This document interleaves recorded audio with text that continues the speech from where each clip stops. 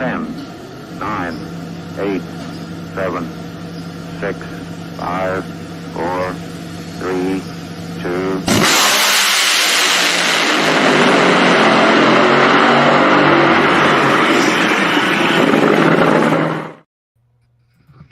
Ladies and gentlemen, the Power Hour live once again. It is Tuesday night, and drag racing continues to gain in power each and every weekend. And we are certainly about to be at full song. The Gator Nationals kind of being that de facto, like we have really got it crunk up there, Mr. Bland.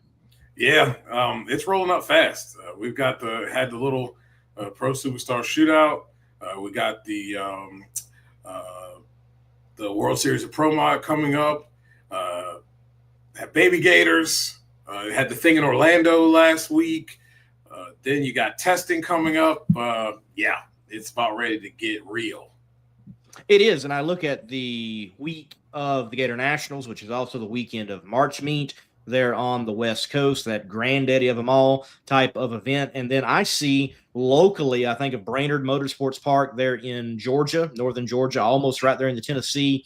I think they've got a no prep event that weekend, and others are also out. Atmore Dragway, I think, also has an event that weekend with Pro Mods. So plenty of tracks are firing up their schedules beyond just the slated test and tune scenarios. Many tracks have, opened back up, especially in the South. They've been having test and tune for weeks now, but the actual projected type of events where you've got elimination and money is up for grabs, those are about to fire up in earnest. So racing season, it's been over, and it's about to be done over. Yeah, I'm looking forward to it, man. It's about time. It's happening at the right time. We've had enough rest, enough relaxation, and regrouping from football season, and now we're ready to go and see some cars go flying down the racetrack. I'm looking forward to it. Absolutely, I am too. Folks, I just got done sharing on Facebook and sharing on X. So, folks, if you would, hit the share button. And look, wherever you're watching from, dive into the comments section. We'll take the time to go over there very quickly. Lonnie, with the Power Hour, thank you for tuning in. I appreciate it. Blake, saying hi to both of us. Thank you for watching. And Drag Racing Mayhem, been doing a good job getting some stats out there recently. Yeah. Just keeping the buzz about NHRA drag racing going on there in Twitter, 2 weeks away from the famed Gator Nationals. So we're counting down. It is going to be spectacular there. It's going to be spectacular on the West Coast with the March meet. Good evening, Doug. And we're going to take a break here very quickly. We just got Mr. Cromwell in the green room. He's going to be our first guest. Then Wes Buck. So the president of the NHRA, and then I put it like the president of the Winter Series, Wes Buck, later on. We're going to have two El Presidentes on and get their thoughts and words. And we've got a lot, especially with both of them ahead of us. One, about to close out a small season that has huge significance for the Door Slammer and Pro Mod world. And the other, they're about to fire up the professional side of NHRA drag racing in the Mission Food Series at the Gator Nationals, not too far away. Thanks to Weldon High Performance for giving us the pump on this show to perform on the Power Hour. Weldon High Performance, for your high performance application, they're the ones.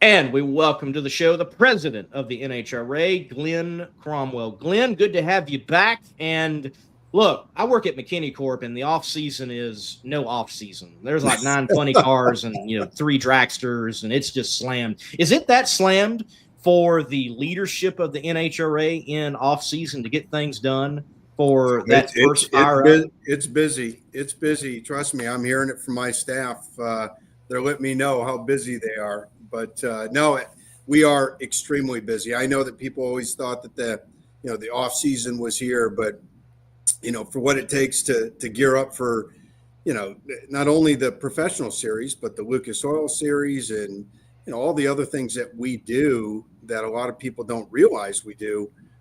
It's busy. And we're on, 24/7 weekends. We're getting at it for sure. Lots of changes came up this season. And I think one that really strikes me is the implementation of the in-season champion. I kind of likened it to the NBA, having the load management. And this right here seems to kind of get rid of that. Well, we're kind of solidified where we're at, and we're going to test some things and play around a little bit. Now it's got to be action, and everybody's got to be go, go, go from week one until Indy. Yeah, no, for sure. And that was a lot of discussions with the race teams and hearing from them. But you think about it, you've got the regular season. We have the Mission Too Fast, Too Tasty program, which is awesome. You can get championship points there. And then, what we looked at is the regular season, the teams that, they're working hard. They're winning races. The crew's working hard. And you get to Indy, you make the countdown, and then we recalibrate the points. And what we want to do is we want to reward that number one person that wins the regular season. And I think it's going to be exciting. It's going to make Indy spectacular. And think about it from the funny car side. Not only could you win, if you win the regular season championship, you could win the call out on Sunday for funny cars, and then you win the race. That's a lot of money. Yeah. It certainly is a lot of money, and I know the teams have got to be happy about that. Been a lot of discussions about, more money in the program for the professional ranks. And the last time we had you on the show, we asked, hey, what are some things that we can look forward to in taking NHRA drag racing to different markets? And you're like, hey, hang on. We got a big announcement at PRI. We get that big announcement of the showcase of speed. Yep. Well, I talked to Raul Torres for a interview for the Southeast Gassers Association. They're going to be paying their first ever visit for their season opener in just a few weeks. And I asked him about the showcase of speed. He said that we could expect probably some big announcements of the lineup and what it's going to look like even at the Gator National. So how close are we to getting the details etched on that showcase? Well, he said it perfectly. You're looking at it probably around Gainesville. We're shooting there on Friday or Saturday. We should have some big announcements. And, really the showcase of speed, down in South Georgia, it's a great event. Lee, I think you heard us talk about it on the stage at PRI. It's a chance to bring our superstars to markets that they've never been. Our fans get to see them, get to a new track. And, for a member track like South Georgia and Raul, and that's huge for them to bring. I call it a sample size of the Mission Series, and it's just another strategic move to grow the sport, to grow our member tracks, and take care of them. So to me, it checks all the boxes, and it's got a lot of potential for the future. But I'm excited to be starting off in South Georgia. Great partner with Raul. He is really good. He's a great promoter. Could we see later on in the season some announcements about the next track that could be the next showcase of speed, so to speak, later on in the season? And that's the plan, right? I mean, we, kind of the crawl, walk, run approach, make sure we do it right, make sure, all of our stakeholders, it works for them, make sure it works for the fans. And then, obviously, the goal is to continue growing that into 2026 and beyond. So, Glenn, one of the announcements that really became a major announcement is the parting of ways with Alan Reinhart. Alan Reinhart moving on to do other things in the sport of drag racing. And the NHRA then announced I think, a great lineup of talent for the most part for what we'll see, at least on the NHRA.TV side of matters. And it seems like that the NHRA may very well be going into a time that we may not have a Bob Fry, we may not have an Alan Reinhart, we may not have a David McClellan, maybe not have a voice of the NHRA. Is that the case? And it's going to be more of a team emphasis leading the NHRA forward instead of a voice?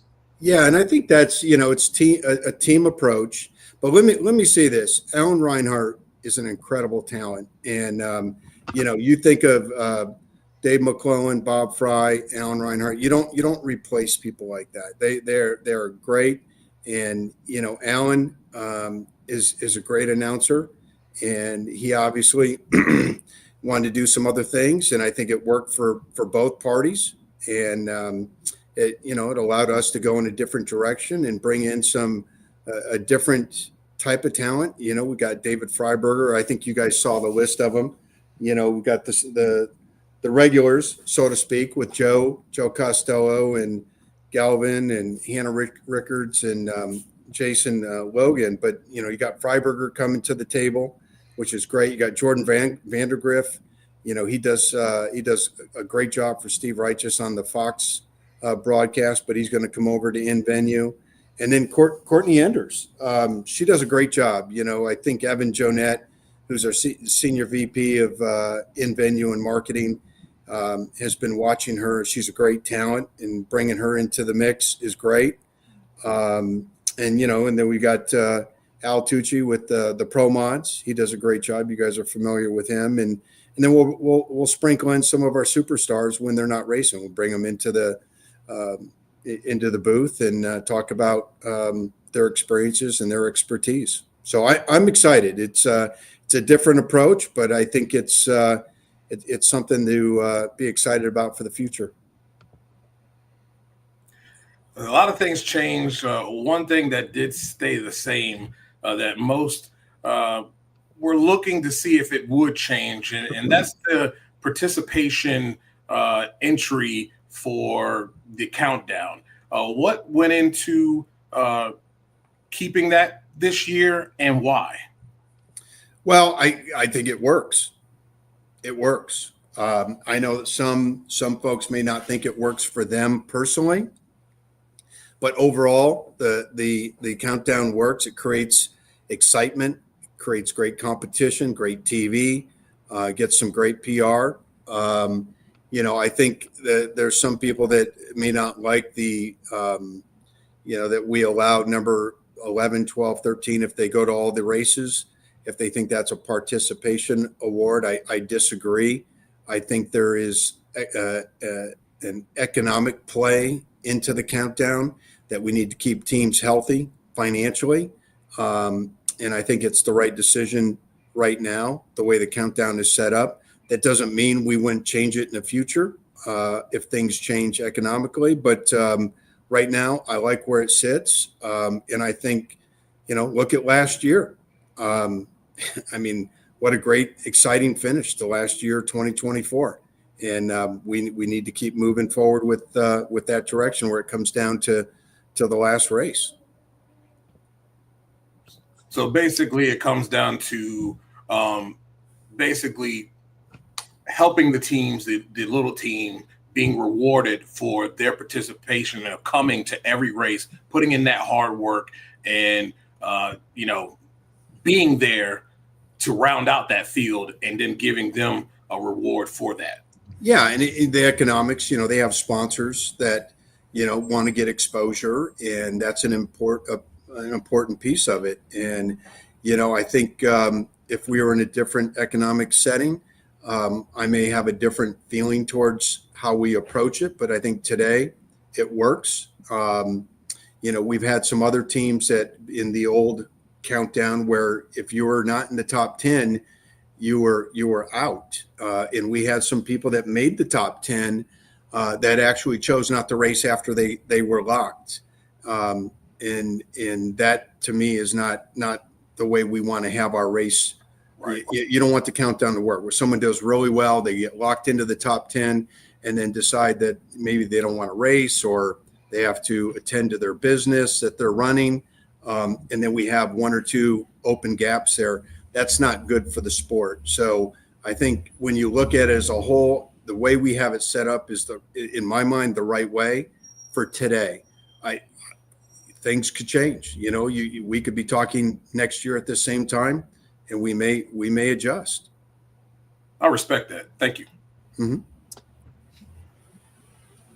Is the tech department gearing up for what might possibly happen this weekend at the Baby Gators with injected nitro floppers in top alcohol funny car? Are y'all prepared? We're talking about it. I was interested. I was over at, we went down to the Fox studios last week. Steve Righteous and the NHRA and Fox talent met down there for our 2025 meetings, and grabbed Tony Pettergon, and he was asking me the same question. So, Ned Walliser and I have talked about it over the last week and a half, and we are prepared. We will see what comes, but could be some really good things for the sport. We'll figure out parity on that side, but it really could be something special for that category, and could help on a feeder system down the road. What would go into, I know that's very hard to make changes and for it to be fair, I should say, because that's a big job. What do you guys look at when it comes down to making adjustments to create, I would say, a fair playing field for all when you're dealing with things that are introduced, especially something like this, which is new? Data. Data, and I lean heavily on our tech team, and I think our tech team is the best it's ever been. We've Ned Walliser has really built a great team, a lot of smart people. We just hired on Clinton Sneed. What an incredible talent. He worked with us in the past. He went on to TRD, and then he came back to us just this past year. And, you got the best tech team out there, and I trust them, and we'll get the data, and we'll evaluate it, and we'll make the best decision that creates a level playing field out there, because that is the best show for the fans. And at the end of the day, that's what we're here for. We're here for the fans. Gator Nationals coming up very soon, a major in this sport for sure. Anything that sets this particular Gator Nationals different from any of the others that we have seen in the past? What are you noticing that seems to be the highlights of it? Well, it just, it's the excitement around Florida. And I know you bring in Wes in next, and kudos to Wes. He and his team have done a wonderful job and created a lot of excitement in the state of Florida in January. Well, actually December, January, February, March. So, we've seen a lot of content going on in the state, and I think that really gets people excited about the Gator Nationals. Emily is back on as a title right, but it's really just it's the lead up. You got the Baby Gators. We just had two Lucas Oil events over in Orlando and one in Phoenix, which, by the way, the Phoenix track, from what I'm hearing, is spectacular. Great job to Casey Buckman and his team over there on the resurface there. But, it's really just it's the lead up. You got the Baby Gators. We're doing a celebration for our sportsmen tomorrow there at the track. You got Josh Hart's Fan Fest there. Next Wednesday, you got Garlitz's Hall of Fame. Thursday night, which, by the way, Phil Burgess, one of our own, is being inducted into the Hall of Fame. So congratulations to Phil, well deserved. But you got the call out on Saturday. You got Wright Trailers that is the sponsor of that, and appreciate their support. You got Tony Stewart that is now in the call out. So it's just lot of excitement. I hope the weather plays in our favor because I feel it. I feel it probably more than I have in years past about just the energy around that event. And I think it's, kudos to Wes and Vic and, all in Ozzy over in Orlando. It's just the content that's going on over there. I think helps everybody, right? Raises all tides raise. So it's great. Yeah, no cold weather, none of that. I'm not going to say any of the other stuff, but man, it needs to be nice for once. It's been a rough couple years there at the Gator Nationals. I personally want to say on behalf of the fans, I look at the changes that have been made, and it shows a listening ear to what the fans have been crying for. It kind of reminds me of the times that we're in when you look at the WWE run by Paul Levesque now and the changes that were made there. And Glenn, you're kind of the Paul Levesque here of the NHRA with these changes that have come down that really have created a level of excitement especially coming into 2025 that is going to be, we use the word epic a lot, but it really is. I mean, we are still crescendoing here. Times in the NHRA are looking spectacular, unbelievable on so many levels there. You deserve a round of applause for that. Well, I appreciate that, but I think you guys know it takes a team, and it really is. I mean, we have the best team, and it's with the leadership that runs the company, all of our employees. We've got a great board, but we came up with three things that we're pushing this year, and that is we're going to entertain, we're going to educate, and we're going to evolve. And we talk about that every year, and we make sure that we push the envelope.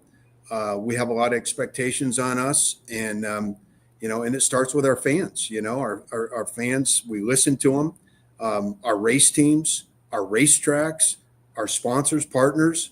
You got to listen to people, because if you're not willing to open your ears and evolve and adapt, then you're just going to sit idle, and the sport's going to go in the wrong direction. But it's a whole team, and it's a lot of hard work. So I appreciate those are nice comments that you said, and we really appreciate it. And to you guys, sometimes you never hear it from the other side, but we thank you for covering the sport. That means a lot. The two of you, Bobby. Sometimes NHRA and the media can sometimes maybe have difference of opinions, but I always tell them, you know what, we thank you guys for doing what you're doing, because we're all one, right? We're all one big universe, and we got to grow the sport together. And we need people like you guys. You do a great job. I see you guys at the events and talk to you all the time, and I just love what you're doing. We appreciate it. Appreciate that, Glenn. And yeah, definitely. You all want the sport to grow. We want the sport to grow. And oftentimes we say it might be happening slower than we really want it to, but nonetheless, There's a reason for that. But you can see, especially since after COVID, the NHRA has got a trajectory that is upward, and it's got an upward trajectory because of change, and it keeps making those steps that are forward to a brighter and brighter future. So you and the team keep up the good work, and we look forward to being at the Showcase of Speed and the other showcases of speed, and a spectacular season leading in to number 75. It's going to be the drive to 75. I appreciate you brought that up. Absolutely. We'll get at that. It's going to be a good year. It's going to be great, and I'm excited. The racing on the track is going to be spectacular. I can't wait to see the race teams next week in Gainesville, and get ready to get at it. Excited to see. I hope both of you will be there. I will. I will not. I'm going to be at March Meet. I'm scheduled to be at March Meet. So, well, you know what? And kudos to Blake Bowser. I mean, Blake is what a wonderful promoter. We work closely with Blake on the Hot Rod Reunion, and he has done a wonderful job there at Famoso. And I hope the weather is good for him. I'm checking the weather. I live over here in Rancho, so I look at the long range up in Bakersfield, and so far it looks good for him. Good. Good. Last time I was there, I had to go to Monday too. So hopefully I don't bring anything like last time. So Glenn, look, man, good to have you on. Thank you for your time. As always, look forward to seeing you at the track. Y'all keep up the good work. And we're going to take the time to talk to the newest NHRA funny car driver and Spencer Hyde in just a few moments. Thank you, man. Right. Thanks, guys. Take care. You too.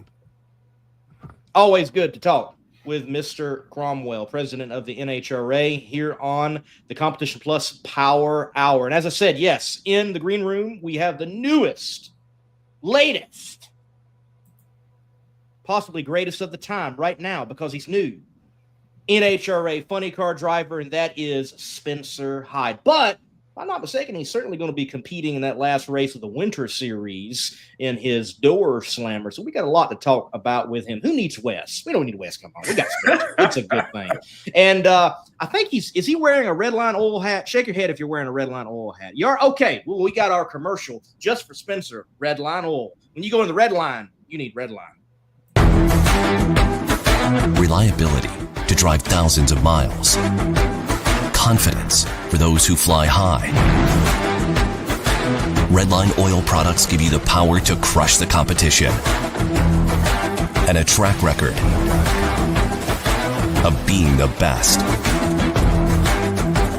Redline oil products. You push it to the limit, we'll protect it.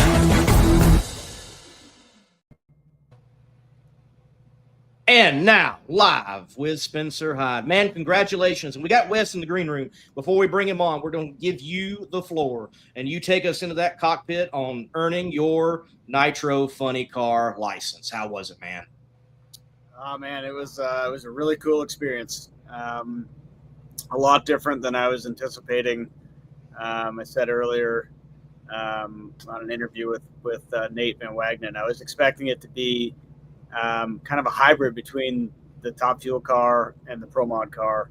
Pro Mod being a short wheelbase, hard to drive, kind of erratic driving car, and then the Top Fuel dragster, being basically the same power plant, just in a different chassis. So I was expecting it to be a bit of a blend of those two, and it's not. It's totally different. It's its own animal. It was one of the coolest experiences I've ever had. There's no real way to explain it. You're strapped in this thing, and this bomb's sitting in front of you, and you're sitting right on the rear end housing, and you can feel everything through the tires, and it's wild. I was just talking about you on the Not Bland show earlier tonight, and your driving skills in a Pro Mod car, exceptional.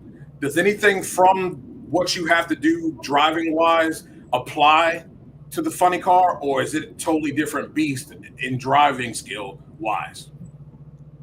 It's totally different, I would say. You still got to drive with your ass. I think you got to do that no matter what you're in. You got to really feel it in the back of your legs and in your ass. And but no, it's totally different. In the Pro Mod, you're kind of soft on the wheel. There's a few times you got to put some decent amount of wheel into them, but for the most part, you got to be pretty finesse, because if you're not, you're going to be upside down or into the wall. And the funny car, when it moves, you got to move it back and fast. It's pretty crazy, and it put a hole out of the step on the fourth run I made, and just drove it to the center line, and I had that thing turned 90 degrees in there, and it didn't matter. It wasn't turning. It was just going to the center line. So pretty cool experience. Definitely going to take a few runs to get used to it, but we made 2 good 8th mile runs. Jim asked me to click it off at the 8th, and I did, and the thing gets on down through there when it's on a good one. Spectacular. Well, Wes, adding you here to the show, man, good to have you. And I know Spencer's going to be participating, and we're coming to the conclusion of the inaugural Winter Series. And congratulations on a championship tour about to conclude, man. Thank you, dude. It means a lot. And I can't tell you how proud I am of this young man to my left.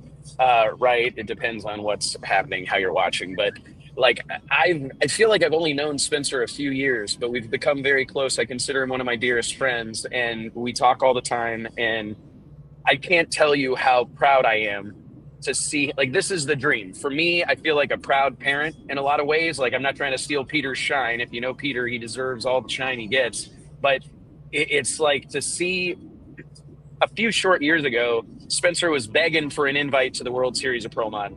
We see him win the race in the most impossible fashion, qualifies 32nd, pole shots his way all the way, drives his ever-loving ass off.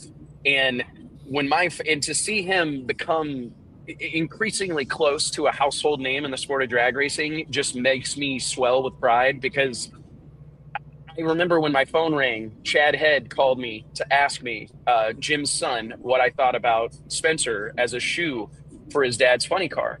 And he knew that I'd shoot him straight. And I said, I don't think there's anybody better we could put in it. Like, that's who I want in it. That, you know, and to see all this come to fruition and hear what I've already heard in like 48 hours about Spencer's ability, it comes as no surprise to me. And I promise you, this young man is special, and he's going to do special stuff in the sport of drag racing. So thank you for the accolades, but I'm just so proud of him. So proud. Now, Wes, a lot of stuff with this series. What it went into this? What I know you're always evolving and thinking of new things when it comes down to pro mod racing, door slammer racing. What went all into this, creating this series? How did you come up with this idea? Well, honestly, a lot of the groundwork was laid, right? There has been it was kind of happening on its own. And I think that's when a lot of the magic happens, is when things happen naturally or happen organically. And when we brought the World Series of Pro Mod to Bradenton in 2023, it was always on my mind, like, okay, Vic has two great races that happen in the off season down here. At some point in time, it feels, every fiber of my being is telling me that at some point in the time, it would make sense. At some point in the future, it would make sense to weave these events together. And I got a wild hair late last year, and I called Vic and I said, man, I feel strongly that we need to turn these into a series. There's a whole world of racers that want to run these off-season events. A lot of them use these as opportunities to gain runs, gain data, gain experience, et cetera, to ready themselves for the traditional drag racing season. And it just felt like it made sense. And here we are, man. And I honestly, I look back at what has happened inside of basically 90 days here. You're talking about the biggest pro mod races of all time. The quickest field of all time. I mean, we're ticking so many boxes with this deal, and I'm just overwhelmed to be at the track today and see pro mods as far as the eye can see. I mean, fans are in for such a treat this weekend, because there has never been a point in history. Drag racing's been around for 100 years. There's never been a point in history where there's been this much pro level drag racing talent on the property at one event. And what's about to happen is we're going to be talking about this for decades. Spencer, you've been in the pro mod ranks as a competitor for a while now. You are certainly a veteran of it, and you've won a big event that Wes has put on in the Drag Illustrated's crew. When you finally heard, though, that these were going to be cobbled together and made a points championship tour as a competitor, how did that ramp it up? Because all of these events in their own right were big, but now you've strung them together, amplified the bigness, if you will. Yeah, I mean, I was all for it. I called Wes right after I won in 2023, and I said, hey, I hear a rumor of a 3-race series. What can I do to help? I'd love to see it. I think it's great. I think it's a perfect time of year. I think it's a perfect location. I think it's all of it. And like Wes said, it happened organically as the Snowbirds was a successful race, and so was the US Street Nationals, and obviously the World Series of Pro Mod was gaining traction at a substantial rate. So I think it was a perfect marriage with DI and Victor and Flo down here and doing this deal, and I couldn't be happier to be right in the thick of it. I think we got a long shot of winning the championship. I think we're 12th in points. Kenny Q's on a bit of a roll right now, as you would say. Running up at Snowbirds, winning US Street, and now just coming off a win at Lights Out. So going to be tough to knock that guy down, but couldn't happen to a better guy. Ken's a really good dude and a great racer. So happy for him. Just looking forward to finish this one out strong. And no one's ever doubled up. No one's ever been a 2-time winner at the World Series of Pro Mod, and I'd like to be the first. Yeah, Wes, Ken Cortuccio is leading points right now and has been on it. We don't hear his name a lot, it seems like, during the regular season, but when it comes down to Snowbirds and Streetcar Nationals and these type of events, man, he turns the wick up and seems almost to come out of nowhere. What type of competitor is this man where he can come out and do that? You're talking about a guy, and honestly, Ken Cartuccio was the Drag Illustrated Outlaw Racer of the Year a few short years ago. I believe it was in 2022. He had a similar type of off season, and he's just that guy. I mean, I don't know how else to say it. I mean, he's just that dude that is cool under pressure. He's very dedicated to his craft. He pushes to improve. And I also think that like the entire drag racing community, specifically in Pro Modified, we're kind of reminded of how important that Christmas tree is going to be as Pro Mod enters its next evolution or its next phase. Is that the cars, I feel like the drivers were ahead of the cars, and then the cars caught up, and now we are seeing again an opportunity for drivers to be the difference maker. Kai Kelly made that, very evident, as did Spencer a few short years ago in 2023. But the onus is on these guys. The cars are so close. We have 5 different power adders, screw blowers, roots blowers, pro chargers, twin turbos, nitrous cars, all separated by 4 or 5 numbers. So it's anybody's game. So if you go up there, if you qualified for the field, you've got a shot. And it's probably going to be on the guy or gal behind the wheel to make that, to make it happen.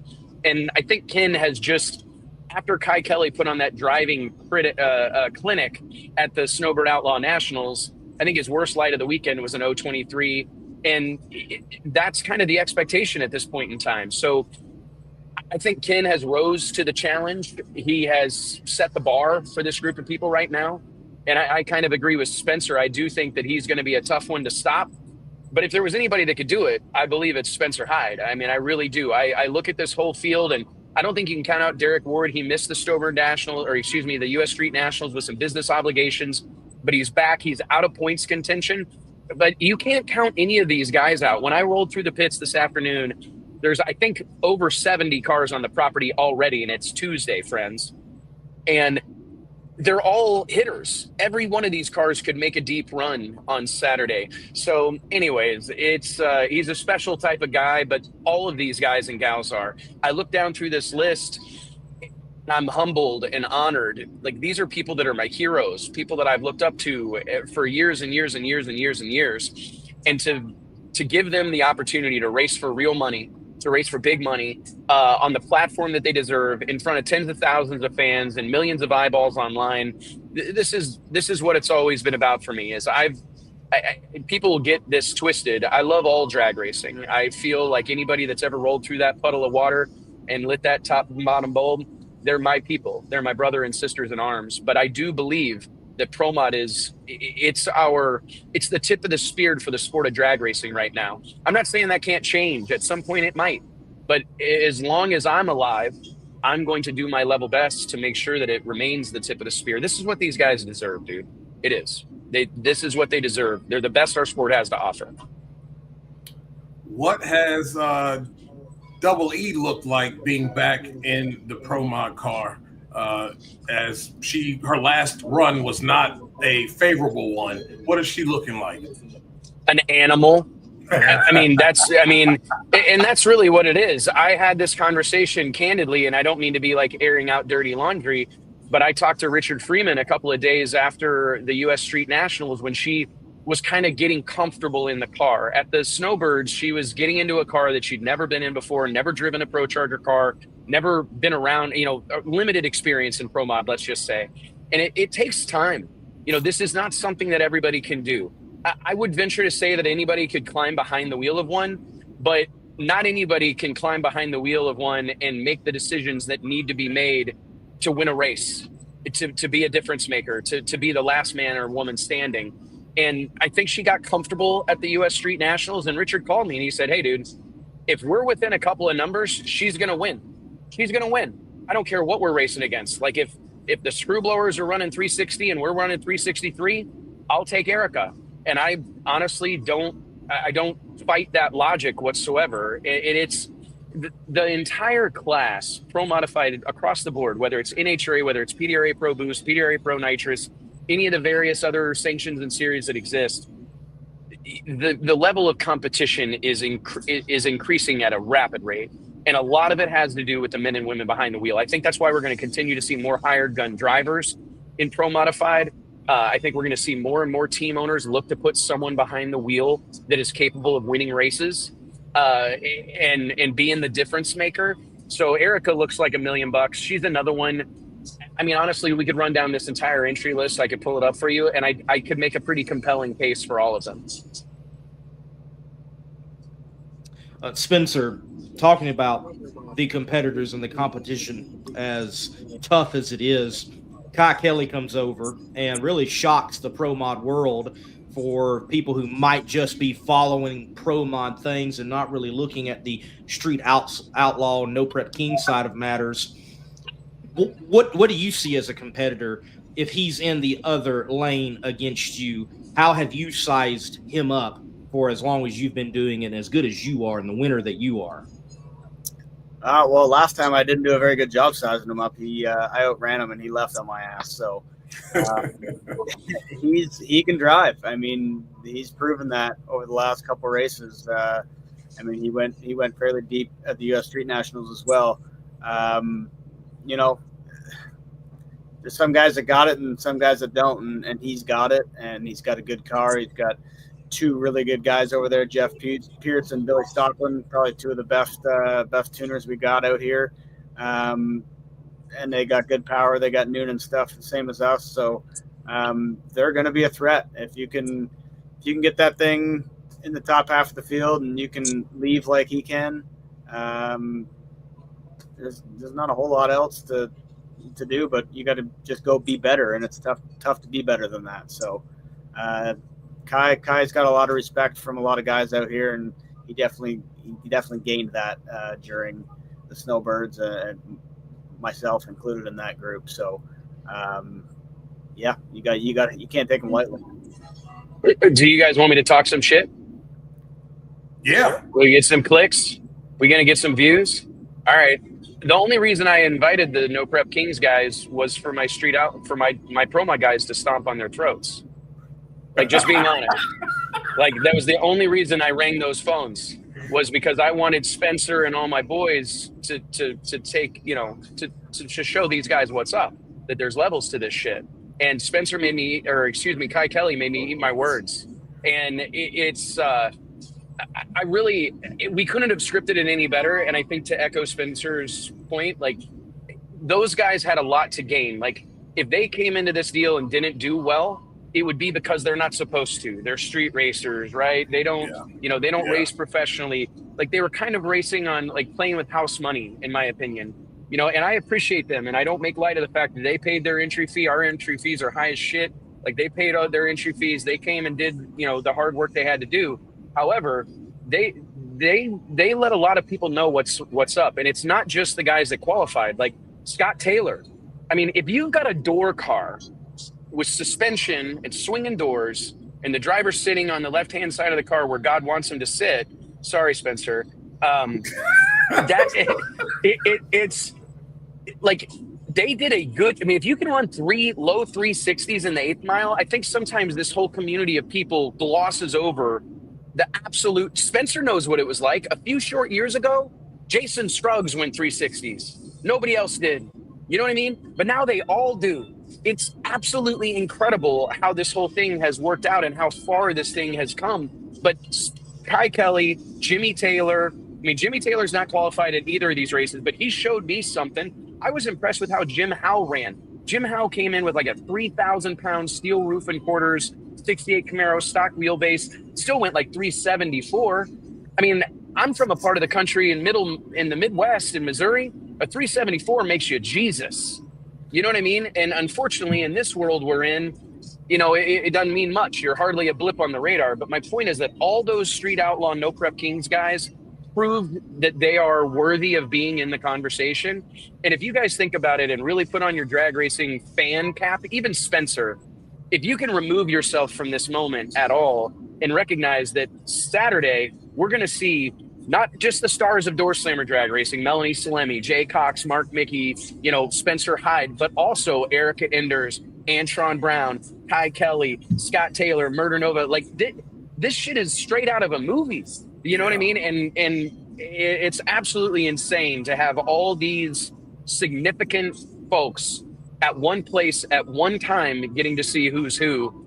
But anyways, I kind of got a little off the rails there. That's what I do. But my point is that my whole goal was to bring the No Prep Kings guys in, kick their ass, and send them on down the road. But I have a funny feeling they're a part of the family for the long haul now. Yeah, and it's a good thing too. I mean, I've said it on this show and other places that what Kai Kelly did, to me, it equates right up there with a modern day version of Garlett's going west and winning as that East Coast guy. Like, it's right up there. You need to write that down. I'll publish it. Write that down. Write me in an op-ed, because that I appreciate that, because guys like this need to be mentioned. They do. They need to be mentioned in the same breath as Don Garlitz. They need to be mentioned in the same breath as Don Perdome and Shirley Muldowney and all these heroes, because I'm telling you, this next generation of drag racing fans, they're in love with the sport because of the Kai Kellys, because of the Spencer Hydes, because of the Murder Novas. That's how they found this sport. Guys like us that have been around here a long time, yeah, we love Bob Glidden and Warren Johnson, but like that ship has sailed. And I think this sport has had a penchant for looking back like way too long for way too far. Like, God bless all those heroes and icons that made our sport what it is, but we have to be developing new stars and putting it, shining a light and putting that same kind of oomph when we talk about them behind these new guys and gals, because who's going to carry our sport into the future? Who's the next Kenny Bernstein? I have a funny feeling he's redheaded and he's on the screen right now, and I'm talking about you, Monday Morning Racer. I'm talking about Spencer Hyde. You know what I mean? Like, who are those next guys? We've got to be developing them, and I couldn't be more proud that Pro Mod is birthing the next generation of drag racing superstar talent. So I've got two questions, one for you each. Spencer, Wes seems to do a great job of bringing people together, but as a racer yourself, what drew you in to get involved in what Wes is doing? And Wes, how do you manage to, I think you're top-notch promoter and how you put things together and market, all those things. How are you able to bring, you brought street racers together, involved in what's going on, and you created a nice masterpiece. How are you able to get people to, I say, buy in to what you're selling? Spencer, do you want to go first? Yeah, sure. It was pretty simple. What drew me in was the World Series of Pro Mod was the most prestigious Pro Mod race you could be involved with. So I did everything in my power to get invited to that in 2023. And I went, the sole reason I went to PRI in 2022 was to figure out how to get invited to that race. And I did it, I did everything I could. I bugged Wes, I bugged all his people. I stayed up till 3:30 in the morning with JT and Courtney, got them drunk enough to so JT would, promise me I'd get in and put his job. And he did. They got me in, and we won that deal, and I've been a part of the family ever since. And there's nowhere else any Pro Mod racer wants to be than right here. I mean, this is it. This is the biggest stage we have, and it's badass. So that's why I'm here, and I'll continue to be here. I'm gonna go nitro racing for a little while here, but I'll be back in December. I'll be here with the Pro Mod ready to go. So we're not going nowhere. You're gonna make me cry, Spencer. I guess you're flashing it to me, Monday Morning Racer, so I can talk now. Well, listen to Spencer. Like, just listen to it. Like, these are good people.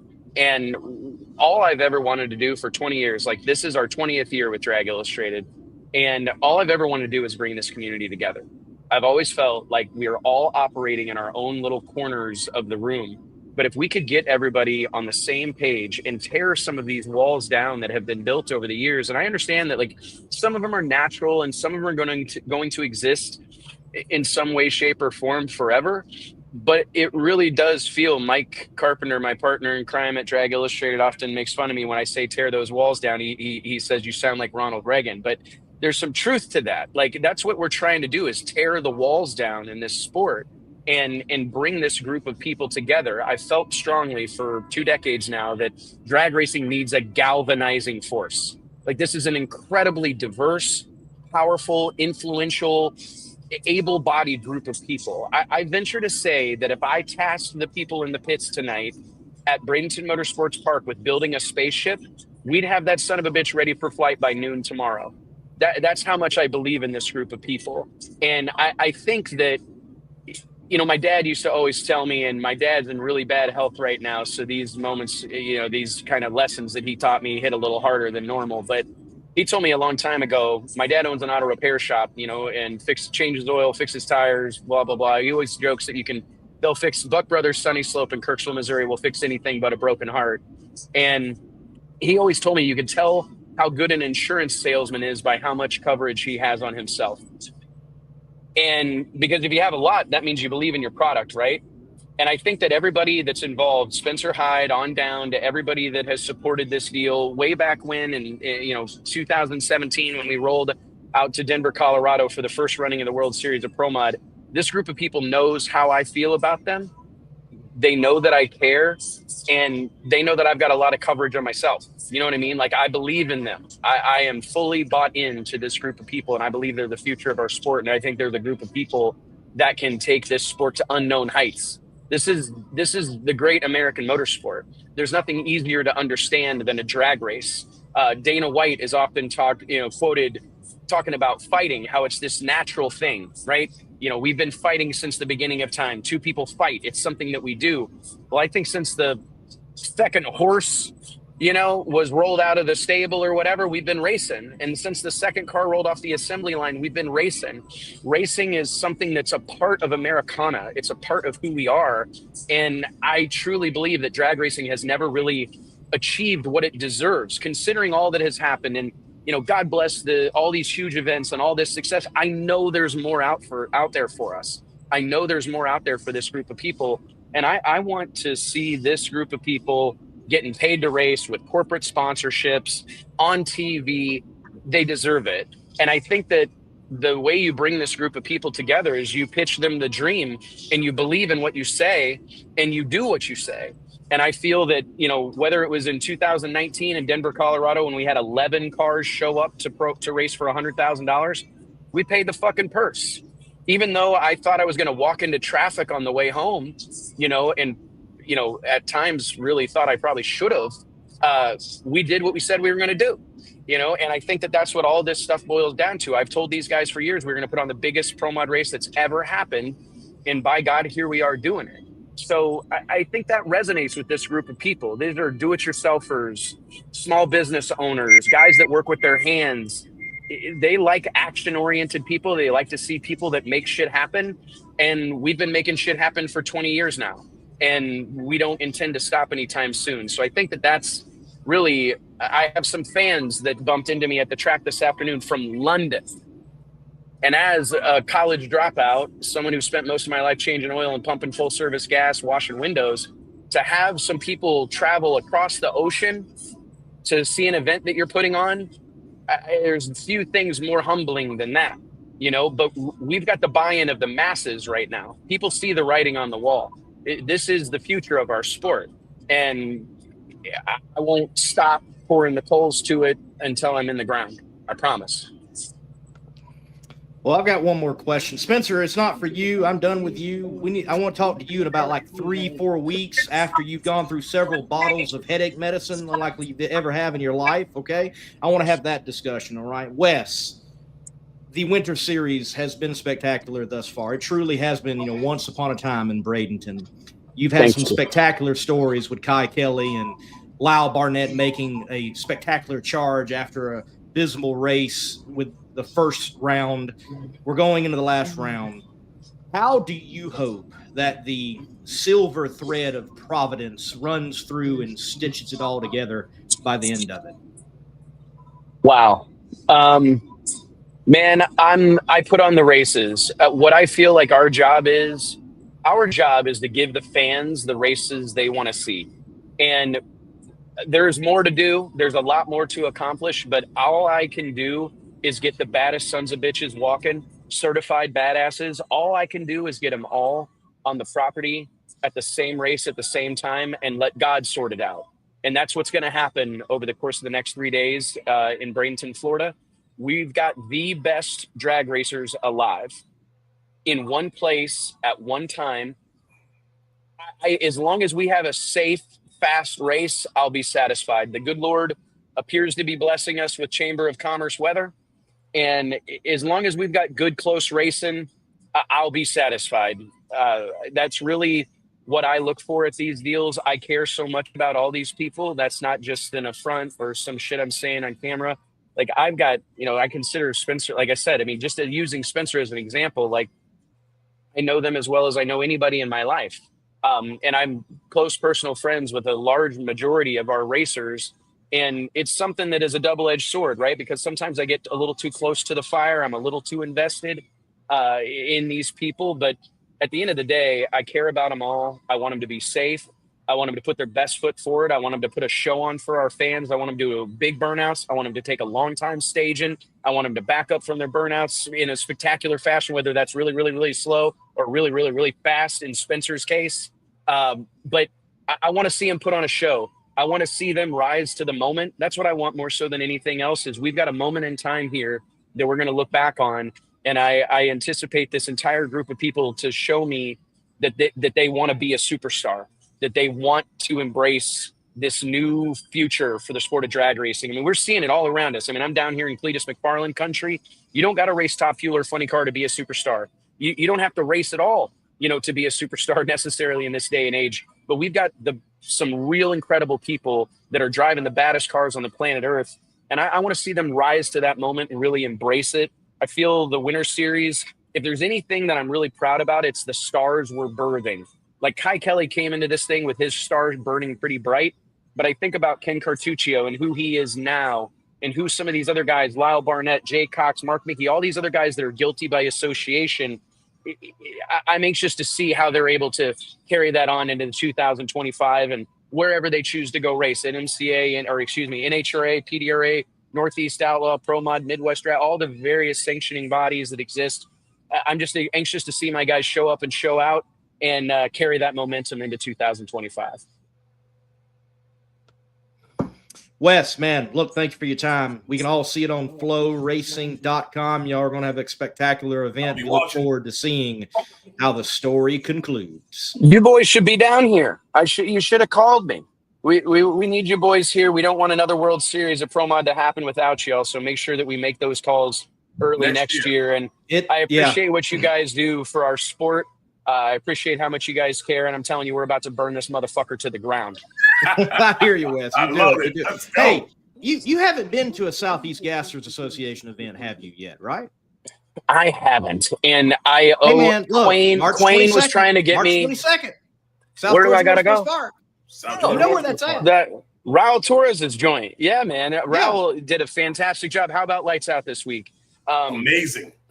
Our sport, we're in a really special place, and I wish this entire group of people would really embrace it. The sport has a lot of really good people involved right now. And I'm not saying that it's not always been the case, but I think historically our sport's been so hyper competitive that we've sometimes not been able to see the forest for the trees. And I saw Raul from South Georgia Motorsports Park make a post on Facebook this morning. I believe I was flying here, and he said something along the lines of like just touting the great relationship he has with all the tracks in the Southeast. And I hope that hit home, because that's what's gonna, one of my favorite quotes: if you want to go fast, go alone. If you want to go far, go together. And I know it defies like all of our inherent nature as drag racers, right? We want to go fast, right? So we're fully prepared to go alone. But this sport is in a really, really interesting place right now. And if we could lock arms and march toward the future together, I mean, there's over 400 drag strips in North America right now, right? Like, what could we do? What could we do if we would put aside whether we've got, you know, a dial in on our car or not, whether we're running instant green or not, whether we're running pro mod or small tire or radial tires, prep, no prep, big tire, whatever. If we could recognize that this sport speaks to millions and millions of people. And I have friends in IndyCar, Formula One, NASCAR that will all tell you the same thing, that drag racing by and large is the gateway motorsport, right? Like, even if you end up kart racing, even if you end up whatever, road racing, whatever, wherever the motorsport world takes you, more than likely you got your start at a test and tune at a drag strip somewhere, right? That was probably the first time you were in competition in a car. And I don't think our sport's proud enough of what this group of people and this sport represents. And I'm just, there's a really, really, really bright future ahead for this sport, but we've got to be swimming the same direction, you know, and I feel it happening. 85 Pro Mod teams pre-entered for the World Series of Pro Mod, to me, is proof positive that it's possible. So if we can just continue this, there's no telling where this whole thing is in a few years. Like, I want you guys doing a live stream with 20,000 people watching. That's how it should be. That's what this group of people deserves, not me, Spencer. You know what I mean? Like, all the other people in this sport, like, that's what they deserve. So we just got to keep building, right? Keep building it. And we can't do it alone, man. So thank you guys for what you do for our sport. Appreciate it. You keep up the good work, Wes. It's going to be a great show. All right.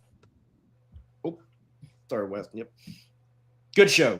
Right here, man. With Wes on, with Glenn on. People certainly moving the needle forward in drag racing. I think whether it is the Winter Series or it is NHRA Mission Food Drag Racing, as Wes said, it's moving forward. Yeah, and I think he makes a good point. And I say the same thing about us in the media as well. It's like, you know, especially in this sport of drag racing, it's a little bit different, you know, in the NFL. I don't think some get that because that's all they cover is racing, and they don't see the other side of it as far as the other stick and ball sports. And it's kind of cutthroat. But I feel like in this sport, we all can eat. There's plenty of room for everybody. Everybody has a little bit different flair, a little bit different take on what they do, how they present it. You know, there's plenty of room. I thank him for allowing NC Pro Modder to shout out to him, by the way, for putting up the testing today. Yes, I agree. Watch that. I was able to watch that from my desk today and enjoyed it. And, you know, big time deal there to allow, you know, I wish more people would allow that as well. I wish we would have had that during the Pro Superstar Shootout. There was testing days we didn't get to see that in the past. We have, even on this platform, on competitionplus.com, on the YouTube channel. I love that they're having a race toward the end of the test session, still a test session, but I still want to see testing. That's not boring content, in my opinion. I know it's for the dedicated few that are in drag racing, and you're probably not going to grow the fan base any significant amount, but nonetheless, I want to have it on the background and watch it. Let NC Pro Modder do that, or someone else. Sure. It's the little things, man. It's the little things. It makes a difference. Makes a huge difference in the grand scope of things. And Dave, thanks, because I try to cook a pretty good meal, so I try. Well, look, it was great to have Glenn on. Great to have Wes and Spencer. He was a late addition. He wasn't on the card, but great to talk with him. And congratulations once again, Spencer. Like I said, though, I want to talk to him about 4 weeks from now, 5 weeks from now. Like, how's your head feel, Buddy Rowe? You know, have you worked out the deal with Advil or Tylenol or Aleve yet? So yeah, that tire shake is something. From what I hear. So, yeah. And it is wildly different, apparently, in a funny car. So, yeah. It was interesting to hear him talk about the just the fact that when he had a hole out from the start, that he had that thing cranked and it was still going to the center line. It's just amazing what those cars do, the power that they make, and how much of a difference it makes when you've got 7 instead of 8. Right. And it's something that I think for every one of us here watching, talking, hey, we really cannot conceptualize what it's like in our mind. Like until you actually experience it and you're a part of that fraternity, you don't know what you do not know. These vehicles are extremely challenging to drive. And by saying that, I don't even know how extremely challenging they are, but it is not just going in a straight line. I mean, how many times have we seen the in-car footage of, and some of them, obviously, Tony, I think of Cruz Petragon, he's had a lot of onboards in the past, but just the wheel is completely turned, and by having it completely turned, it somehow at that point going straight. Yeah, it is amazing. It's amazing that funny cars just go down at all. Honestly. Agreed. They're an animal for sure. They're an animal. Absolutely an animal. Pro mod, no slouch, and the pure speed and acceleration of Top Fuel, and then what guys are doing on no prep as well with the power that they go to the back of a track and you got virgin asphalt and they're doing something like out of the 60s with a long burnout pass. Again, echo what Wes said. In short, we would all work together, because the track that has a bracket racing program, and then the next weekend they've got a back of the track program, and the next weekend they've scraped and they're doing a front side no prep, and then they also got some funny cars coming in for some match racing there now and then with some jet cars, and you start packaging all of that together. That's all those different sides of drag racing coming together to make something function. Yeah. And I think the more we work together, like I don't know how many people I've had them express like, oh, if we could ever get the Southeast Gassers and Funny Car Chaos together somehow. Like you want to talk about like that outside of normal coming together, creating, I think, what would be a spectacular event. That would be a scenario where it would be a spectacular event. And then also, I think right now Wes said, hey, I called those guys. I wanted them to come here and I wanted them to get stomped. And then they showed up and they showed they could actually drive, like Kelly. Yeah. Well, I think also what needs to happen, and we see it with individuals like Lyle Barnett, he does things in the small tire world and pulls out beer money and goes out and wins some beer money. But it would be neat to see the Tommy Franklins, the King Tuts, the Ricky Smiths even, and they go towards some of that no prep outlaw type of world and dip their feet in a little bit, and you have that cross-pollination. I think that only helps the sport, and it helps your brand personally. Kyle Kelly, I don't know what his numbers was on his Facebook page before going to Winter Series, but I know he had to grow his platform after being a part of the Winter Series, and especially that big win. People like winners. People will follow a winner's bandwagon. They'll jump on, and he's a winner, and he got the job done. And it certainly, I think, in the sport of drag racing, there's that mark on this outlaw, the outlaw snowbird, the Snowbirds Outlaw Nationals. There's a mark there now. Kyle Kelly. Yeah. In a defining moment. Yeah. I think it would do well. And I think it would boost everyone, because then it draws attention that you likely wouldn't have gotten from some people because that person is there. So, got to do better job of that. And I think if we could do that and find a way, we think we got it good now. I mean, it would be over the top, I think. So, I think we're getting close to that. I think people are seeing that, but I think you got to give guys like Wes a lot of credit for what they've been able to put together, bringing people together. And he does get vested in a lot, and that's fine, because it just shows that he gives a crap. Yeah. And people feel that. People respect that too. And it makes them makes them want to go out and be a part of something that he's putting together when he comes up and dreams up something new. You know what I mean? He doesn't have that issue because he knows that the people that have bought into what he's doing understands that he's giving it 110% and more to make sure that it's great. So yeah. Right. Folks, sorry we didn't get to many questions tonight. I was looking through, and some of them are very specific to the guests we had. It was on my docket to ask Wes about the Pro Superstar Shootout and the lack of DI involvement, but there's just a window. We don't have these guys for hours. Maybe one day there'll be a sit-down podcast and just have it all out. That would be great with Wes and so many other characters. And, Andrew, he mentions about Glenn's explanation. Well, one, I appreciate Glenn's explanation. I think that's the best explanation I've heard of the other side. Right. I still am not a fan of the inclusion of that rule, but nonetheless, I think what Glenn did state, and it makes sense for someone that's a president and for someone that is functioning in that role, being mindful of the business is something that you and I, we really have the luxury. We really don't have to worry about that. Right. Like I said, don't agree, but I see his point. Right.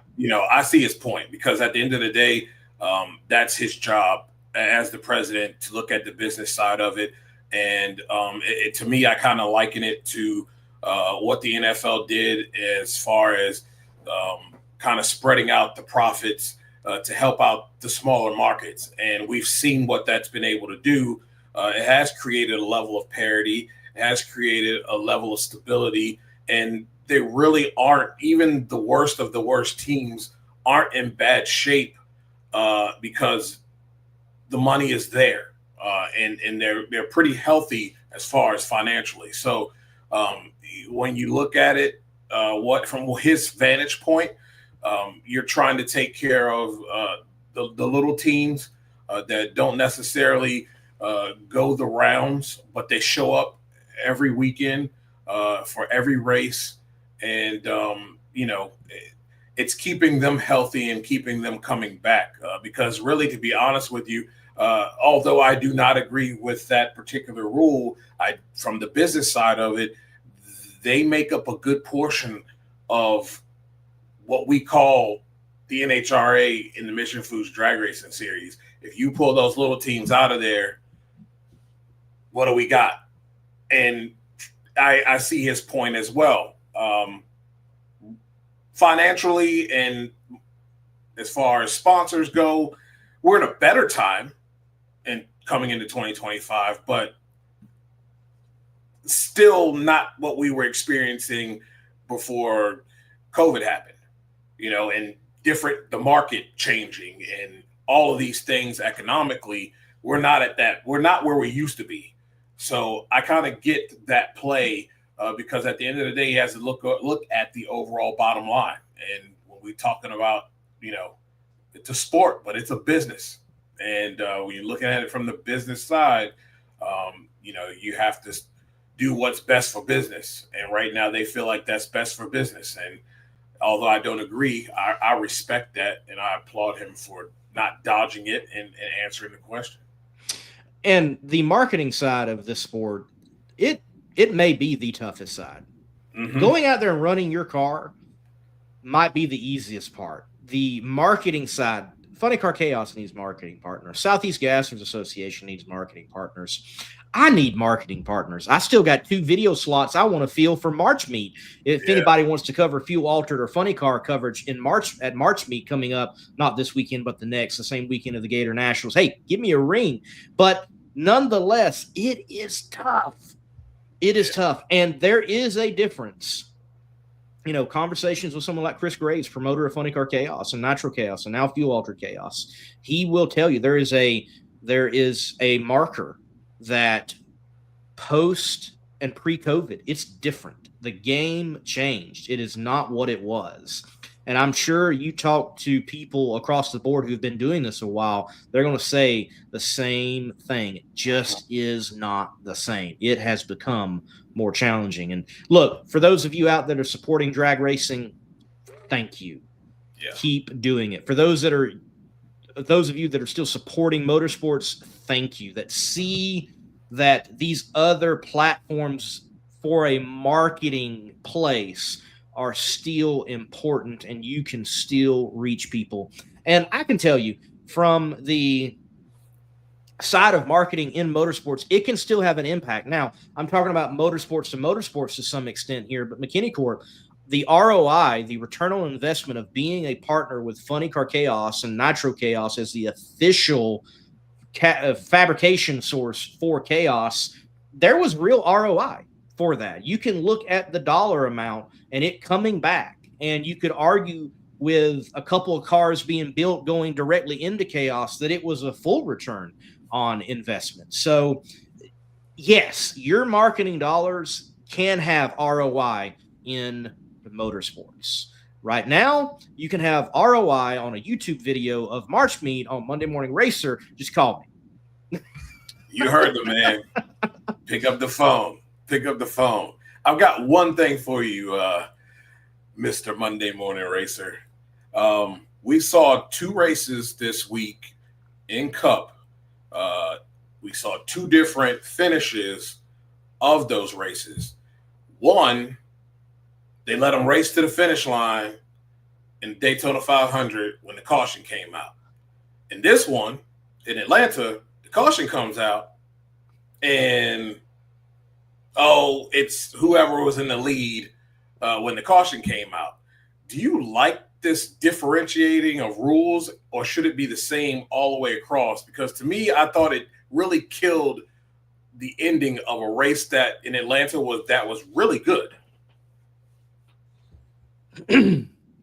I think anybody that has to make decisions, the less decisions they make, the better. I am not sure, even being concerned about safety, that there was any threat to Josh Berry or anyone else involved in that accident of that race coming to the finish line, because it would have come to the finish line, the race would have ended, those cars would have been decelerating. Spotters can be on, whoa it, we got trouble in the back stretch, winner, you've won, be careful, there's emergency personnel. I think they could have got through that and it been okay to race back to the line. Now, from what I understand, last I checked, and it's been a little while, the rule with NASCAR is if there is an incident, they're throwing the caution. Right. So apparently what should not have happened is the first race that you mentioned. Should have never. Why was the ball not called then? Right.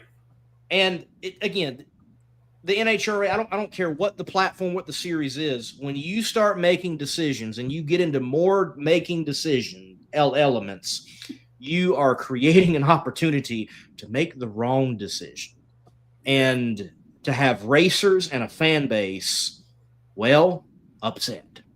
Yeah, I agree. And to have the negative PR around it.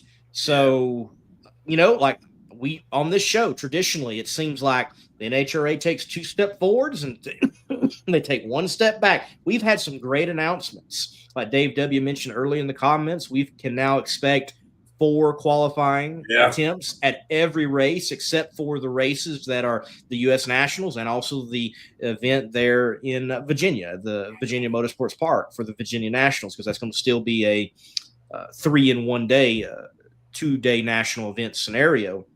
So, and look, that right there, that's something that I have seen people in comment sections. Well, until they bring back, I'm not a fan. And folks, it has been a slow build in some areas to get back to pre-COVID post of it. It has been a reality. Well, we're back to it. And I also like the flexibility that they didn't come down the pipe and say, all right, Virginia, we're going back to this, and this is what you're doing. Right. I agree. So this is positive. Did that. Yeah. But with that said, what's the 1 step back we're waiting for? I hope it's none. I hope it's none. I don't know how much. I don't know how many. I don't know what you can do to make a mistake here. I think the mistake that can be made is irrational decisions too soon, as far as tech goes. I think that's, if you're going to see a step back, it's irrational decisions being made too soon, too fast. And he talked about data. Well, when you get data, it needs to be over a span, not just one race. So we'll see how that goes. We've seen a lot of knee-jerk reactions amongst the classes, especially in pro stock motorcycle. I remember I sat there and listened to Matt Smith talk about winning the race, and then in the same breath, in his winner's interview, talk about the fact that he was going to be penalized, and he wasn't lying. Right after that, they issued a penalty, penalizing and giving them more weight right after that race. And it's like, that's not enough. You got to let that play out for a little span of time. So I'm hoping with what we have in the injected nitro deal, unless it's like absurd amount of, play there where it's really bad, they got to let this thing play out for a couple races. Let's see how what the data shows on a consistent basis over a couple races, and then make some changes to scale back. So I'm hoping that there's no irrational decisions made when it comes down to tech this season, like last season. That could happen this weekend. Oh, I think it is, because they can't help themselves. They cannot help themselves. They'll think this one race of data is the God all be all, end all be all, and they will stamp it and they will make changes right after this race. Like I said, I think it needs to play out a little bit, but they can't help themselves. They'll make a change. If I'm them, I sandbag the hell out of that thing, just enough to win, so I can let it play out for a couple races, right, and then make the change. And something like Dave W. is saying, one of the issues here, it's not even just the NHRA, but who is riding the NHRA's back in these type of situations. You might have some top alcohol funny car competitors running blown methanol who are blowing up the office's number, saying, I want this change, I want this change, I want this change, I want this change, instead of having some governorship to their own emotions to see how it may play out. And I'll say what you said right there, want it changed but has no solution for the change. That's where I give Matt Smith a lot of credit. At least if he's complaining about something, he at least has a logical and very practical solution. Everybody may not agree with that solution, but it is a solution that isn't like, well, I'm throwing something against the wall because I'm trying to see if I can get a little advantage here. He's looking at helping everyone. You know what I mean? So we don't want people picking up the phone, calling and complaining because we can't stop the tush push. We want you to have some type of solution of what can be done to help and bring parity to everyone. But you can't do that over one race. I'm sorry, it just ain't gonna happen. Right. And look, man, watching Funny Car Chaos, and I'm not saying NHRA needs to do the Funny Car Chaos platform, but I cannot tell you how many times you thought this combination, you thought this team was going to win, and they don't. Right. I remember standing on that side of the wall. I remember filming that first ever Funny Car Chaos Classic. Dale Worsham is in the far lane, the right lane, and Kyle Smith is in the left lane, near lane to me. And you've got the poor little methanol burner. What can it do against the big bad nitro car? And Dale had to pedal it once. Everybody had already gave him the trophy. It almost was already etched. Dale Worsham. He had set the record for chaos and just down one pedal. And Kyle Smith was the inaugural winner of that event. I think that's what we might see. I really do. We're going off of testing, man. We're talking about practice. Not a game. Not a game. We talking about practice. Right. And look, the numbers for the Myers were good from what I heard from the YouTube video, like 530s. Spectacular numbers, obviously. Yeah. Then we saw the scoreboards were on fire with the Bartone pass, but who's to say that was in that trim? We don't know what we're going to see this weekend. Right. And the one after that. It is certainly going to be fascinating to watch. I definitely agree with you, though, that we need caution. Yeah. Caution. See with caution. Yes. Let's not rush to judgment over one race, because that is not a sample size of data. Oh, it's data, but it's not a sample size to get the big picture of what we're seeing. Because I think conditions are going to play a role. And I think anytime you're talking about any additive with nitro involved, they're just a different animal, and they're going to react differently. And we may have a situation where, hey, man, they are running pretty decent numbers, but they can't get those decent numbers to repeat and apply to the racetrack.